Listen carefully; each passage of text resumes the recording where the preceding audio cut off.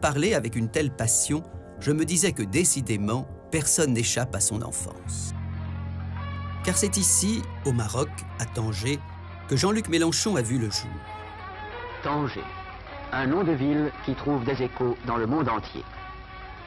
Situé à la charnière de l'Europe et de l'Afrique, riche d'un passé qui rejoint la mythologie dans l'imagination des hommes, Tanger rassemble au flanc de la montagne ses maisons, ses mosquées, ses ruelles animées et cosmopolites.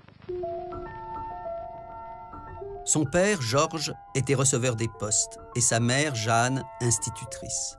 À la génération d'avant, les Mélenchon étaient espagnols et italiens.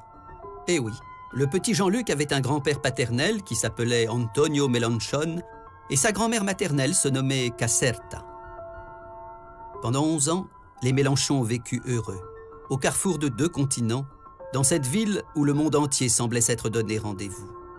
Et 50 ans plus tard, l'enfant sage qu'il était à l'école n'a pas oublié ce bonheur passé. Si vous saviez les petites choses dérisoires par lesquelles ça passe, c'est le souvenir de l'odeur de la mer côté Atlantique à Tanger. C'est la promenade sur le boulevard Pasteur avec tout d'un coup cette ouverture sur le détroit de Gibraltar. C'est des toutes petites choses qui des fois n'ont pas de nom, qui n'ont pas d'importance, qui n'ont pas mais qui sont tellement présentes, tellement présentes. Or voilà, en 1962, patatras, tout bascule. Et comme des milliers d'autres Français qui de leur côté quittaient l'Algérie, Jean-Luc Mélenchon se retrouve sur un bateau, une valise à la main, abandonnant sa maison, son quartier, ses repères, une si grande partie de ce qui fait pour chacun sa vie, exilé. Le départ d'Afrique du Nord est une blessure qui me met en communion avec la sensibilité de n'importe quel immigré. Je sais ce qu'il ressent. C'est pourquoi certains discours me paraissent si insupportables. L'immigration, c'est un exil forcé, il ne faut jamais l'oublier. On ne choisit pas son exil comme on choisit ses vacances à l'étranger. C'est une souffrance. Une souffrance, un feu intérieur, né sur l'eau, et qui, loin de s'éteindre en France, va brûler de plus belle jusqu'à l'adolescence. Là où il arrive en Normandie, il est à l'école primaire et l'adaptation est très très difficile pour lui. On l'appelle le bico. Il connaît cette sensation-là, ce racisme, dès le plus jeune âge. Ce qui explique aujourd'hui aussi son rapport à l'Europe. Il dit se sentir plus proche de quelqu'un qui vit en Algérie ou au Maroc, dans le sud de l'Espagne ou de l'Italie, que d'un Allemand, d'un Finlandais, d'un Letton, d'un Estonien. Ça joue aussi sur son rapport culturel à ce que doit être l'Europe pour lui aujourd'hui. Vous savez quand et pourquoi il va basculer à gauche? Le rapport à la justice, le rapport à l'autre, avec sa mère qui était catholique, pratiquante.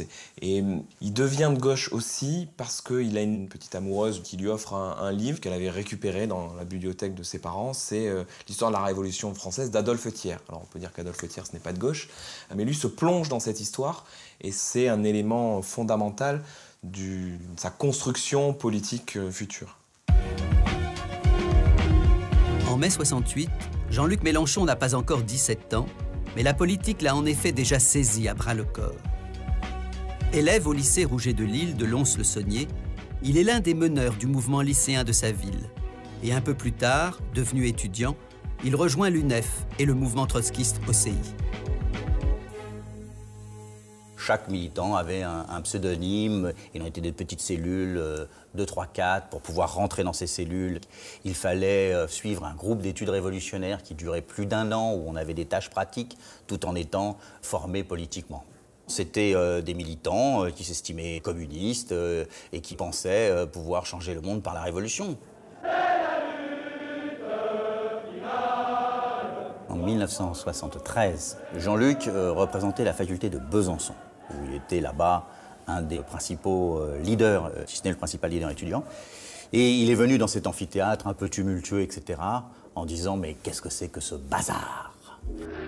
Et donc il y a déjà là tout le personnage qui aime quand même, dans la radicalité, un peu d'ordre. Et c'est à ce moment-là que l'étudiant contestataire qu'il était partit faire ses 3 jours à l'armée, découvrant alors sur lui-même une vérité qu'il ignorait. Depuis sa naissance, il était partiellement sourd. J'ai découvert le gouffre qui me séparait d'une audition normale parce qu'on m'a collé pour la première fois le graphique devant les yeux et je n'en revenais pas. J'arrive à en parler. Pendant fort longtemps, je ne le faisais pas parce qu'il y a des maladies ou des difficultés qui prêtent à sourire. Voilà. N'importe quoi à l'œil suscite beaucoup de compassion. N'importe quoi aux oreilles, non. On ne sait pas pourquoi. C'est comme ça. Tout ce que nous ne voyons pas n'existe pas. Il n'y a pas de volume sonore.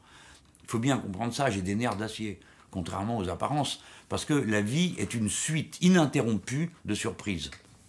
Donc j'ai passé mon existence à construire une capacité à interpréter des situations que je n'avais pas vues arriver.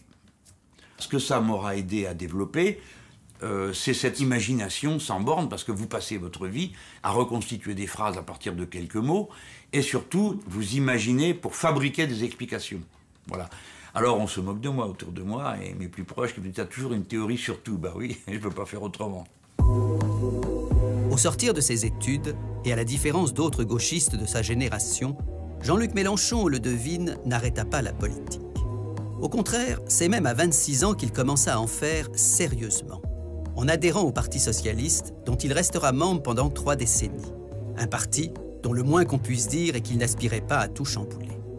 Et c'est au sud de Paris, dans l'Essonne, que le jeune Jean-Luc, après avoir été notamment professeur de français dans un lycée technique, va faire ses premières armes, devenant le directeur de cabinet du maire de Massy. À l'époque, vous étiez un révolutionnaire ou un socialiste pur jus? J'étais socialiste au sens le plus fondamental du terme et révolutionnaire. La déclaration de principe du Parti socialiste, quand j'y adhérais en 1977, proclamait qu'il n'y avait pas de démocratie accomplie dans le capitalisme possible et que le marxisme était une source d'inspiration, etc., etc., et que le Parti socialiste était un parti révolutionnaire. On l'a oublié maintenant, parce que vu la caricature qu'on a sous les yeux, ça ne vient même pas à l'esprit que c'est pu être un mouvement révolutionnaire. Et le mot « révolution » est souvent surchargé d'une imagerie qui le dessert totalement. Révolution, c'est la violence, les pics, les couteaux, que sais-je. Pas du tout, dans notre esprit, c'est pas ça que ça voulait dire. Ça voulait dire les puissants n'y sont plus, ceux qui dominent ne dominent plus, les derniers sont les premiers, pour prendre un vocabulaire tiré de l'Évangile, parce que tout ça, quand même, se tenait beaucoup.